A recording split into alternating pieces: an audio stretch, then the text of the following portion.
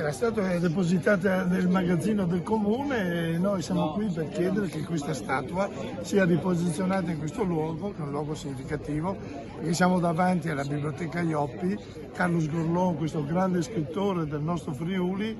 veniva qui a leggere dei testi della biblioteca comunale proprio per preparare poi le sue grandi opere, che ricordo sono state tradotte in tante lingue, ha ricevuto dei premi internazionali ed è uno dei più grandi scrittori che noi abbiamo avuto qui nell'ultimo secolo. Quindi abbiamo voluto ricordarlo proprio con questa statua un anno fa e adesso la statua che è stata battuta da questo camion che ha fatto manovra e l'ha fatta rovesciare a terra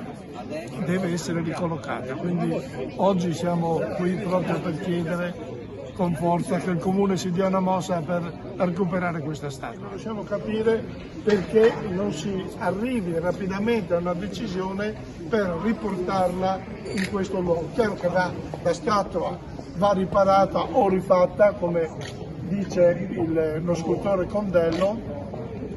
cosa che si può fare perché c'è il calco ancora presente nello studio dello scultore e quindi potrebbe essere rifatta con una spesa di circa 20.000 euro che